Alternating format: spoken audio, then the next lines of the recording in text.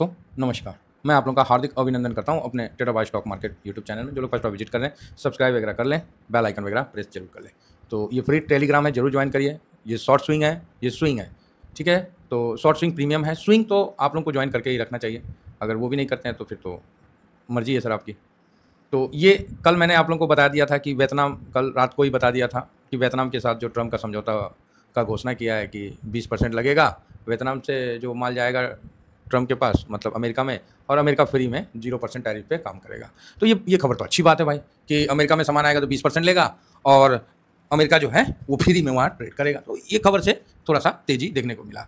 और जो 500% का जो सांसद का जो उसका था और ट्रम्प का जो वो था, तो उसके लिए रसिया ने ये पूरा डिटेल दे दिया कि अरे भारत चाइना छोड़ो, तुम अपना यूरोपियन देख लो, यूनाइटेड को, ठीक है, अपना तुम देख लो यूरोपियन देश, और जो तुम्हारा यूनाइटेड स्टेट सब यहीं से लेके जाता है, यूरोपियन संघ सब, ठीक है साहब। तो ये बात है, रसिया ने पूरा डिटेल निकाल के दे दिया, बोला है पूर्व देखो तुम्हारा यूरोपियन जो यूनियन है, जो संघ है, चाहे जर्मनी हो चाहे जो भी हो, पूरा यूरोपियन संघ सब रसिया से माल लेता है, ठीक है। तुम भारत और चाइना का क्या बात करते हो, बुरबक कहीं का।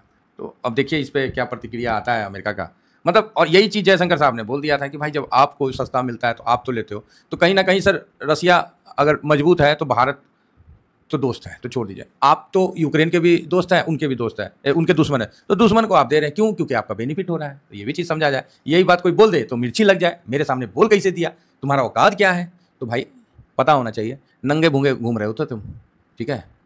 ये तो हमारे कुछ एकता में कमी होने के कारण आप लोगों ने हमें हमारे सामानों को लेके चले गए। और वर्तमान में जो सरकार है भारत के टैलेंट को समझ नहीं रही है। पहले वाली भी सरकार नहीं समझी, अभी वाली भी सरकार नहीं समझ रही है। तो जो भारत का टैलेंट है वो उठ के अमेरिका जा रहा है, तो अमेरिका और सशक्त होगा, क्योंकि वहाँ भी तो बैठे हैं भारतीय, ठीक है। उनका भी समझ है तो वो अमेरिकन हो गए हैं, लेकिन डीएनए तो अपना है, तो उनको यहाँ की खासियत वहाँ पर ही कर रहे हैं, ठीक है ना। तो इसमें चाहिए भारत सरकार को कि कम से कम आज कोई भी आदमी सरकारी नौकरी में लगने से उतना खुश नहीं होता है जितना अमेजॉन में लगने से खुश होता है, क्योंकि पैकेज मिलता है। प्राइवेट कंपनियां पैसा देती है, भड़ भड़ के देती है, सरकारी क्या देती है? तो सरकार को मतलब इस चीज़ में समझना चाहिए, क्योंकि इसरो प्रमुख का भी स्टेटमेंट था कि भारत एवरेज स्टूडेंट के साथ काम कर रहा है, जो कि ठीक नहीं है। टैलेंट तो चला गया, टैलेंट तो चला गया, तो सरकार को कोई जाना नहीं चाह रहा है, एवरेज जाना चाह रहे हैं। जो काबिल लड़के हैं सब बाहर चले जा रहे हैं। तो सरकार को इस पे फोकस रखना चाहिए और अपने देश के जो टैलेंट है उसको जाने नहीं देना चाहिए। तो आप बोलोगे सर तो फिर उनको अपॉर्चुनिटी मिल रहा तो जाएंगे नहीं, आपको मिलेगा तो आप जाओगे नहीं। बात तो सही है भाई, किसी को मिलेगा तो जाएगा भाई, मैं आप क्या।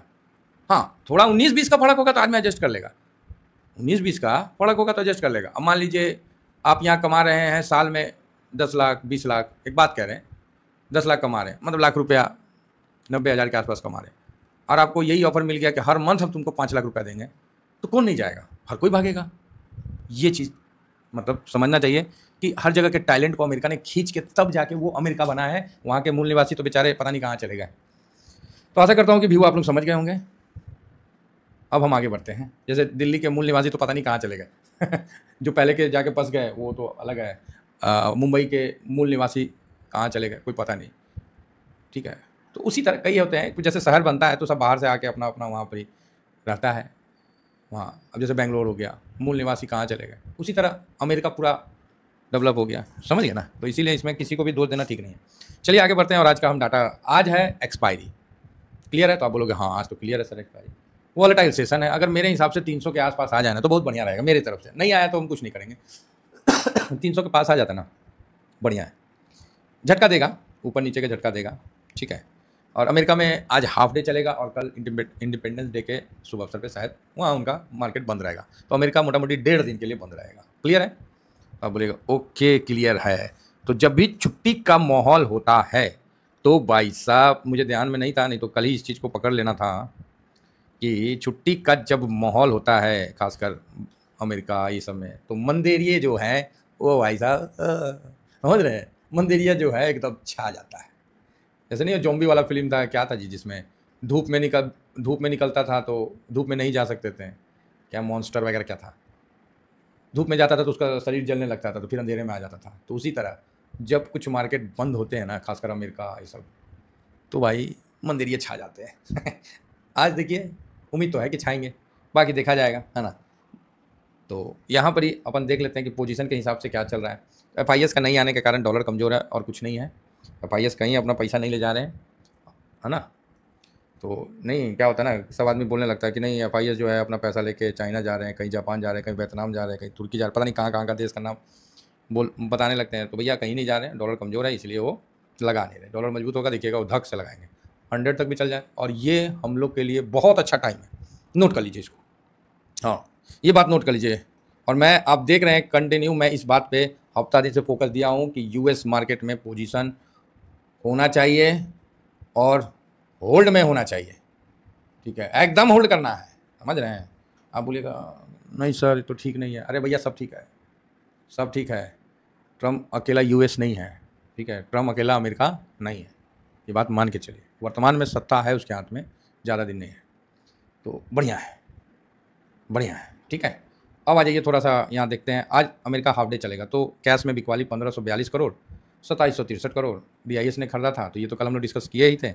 और जो स्टॉक फ्यूचर में भी खरीदारी कल हुआ है तो 714 करोड़ का तो है, पॉजिटिव भी है ना, पॉजिटिव निगेटिव दोनों हैं। तो यहाँ पर हम देख लेते हैं कि इंडेक्स में जो एफआईएस का पोजीशन है वो 33.39 है, जो कि कल बेचे थे उन्होंने ये, ठीक है। और डीआईएस जो है 62.85 है और बेचे थे। आओ तुम आए रहो, हम तुमको देखना ही नहीं है, हमको कुछ नहीं तुमको देखना है।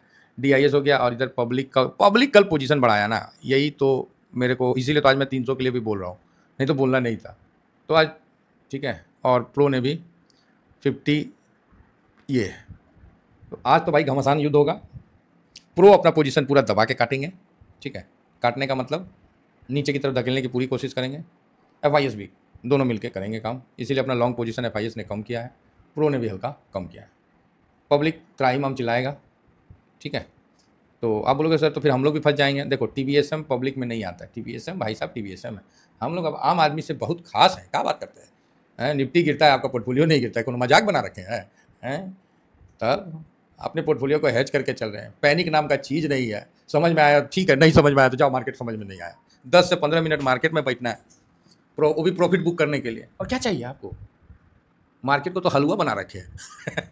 जब पैनिक आया तो मना किया जा रहा है कि नहीं करना है भाई, पैनिक नहीं करना है, पैसा लगाने में आप लोगों को क्लियर डायरेक्शन मिल ही जा रहा है। मत लगाओ, झूठ मूठ का पार्किंग होगा, मत लगाओ मत लगाओ। और बताइए, बस मज़े में चलिए एकदम। बोले ना, हर पोर्टफोलियो एक म्यूचुअल फंड का पावर रखेगा।